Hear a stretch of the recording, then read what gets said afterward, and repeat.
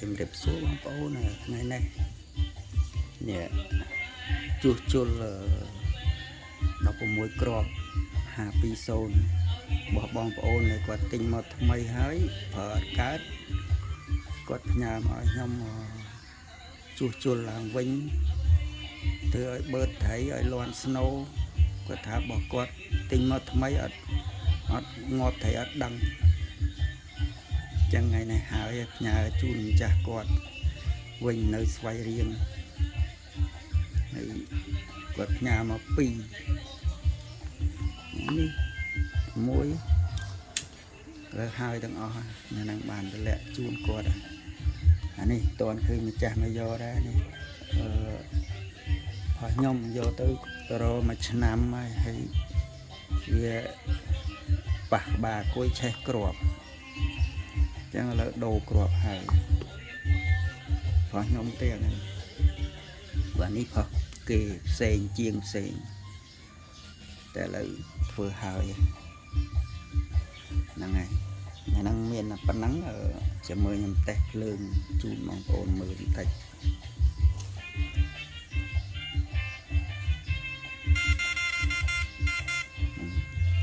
នេះ16ធំ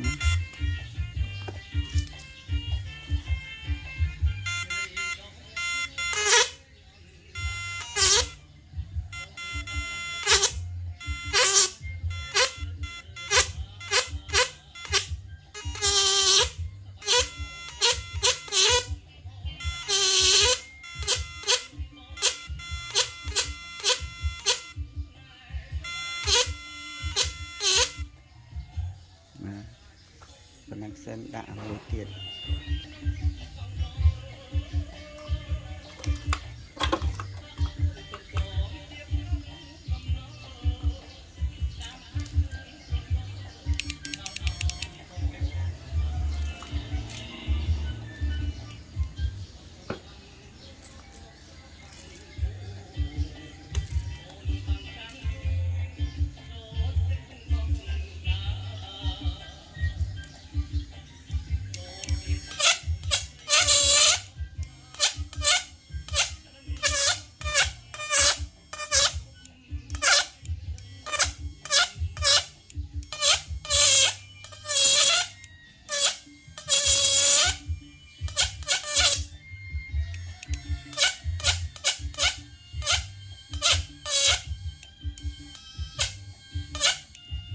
នេះប្រភេទ racer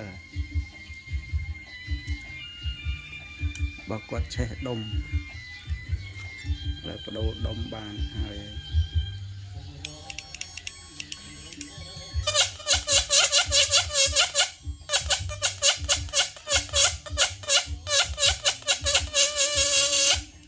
គាត់ថាធ្វើឲ្យតេស្តភ្លើងឲ្យគាត់មើលឥឡូវហើយតេស្តឲ្យគាត់មើលកាន់អត់អីអ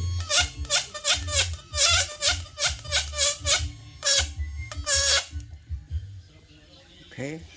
ប៉ុណ្ណឹងចុះ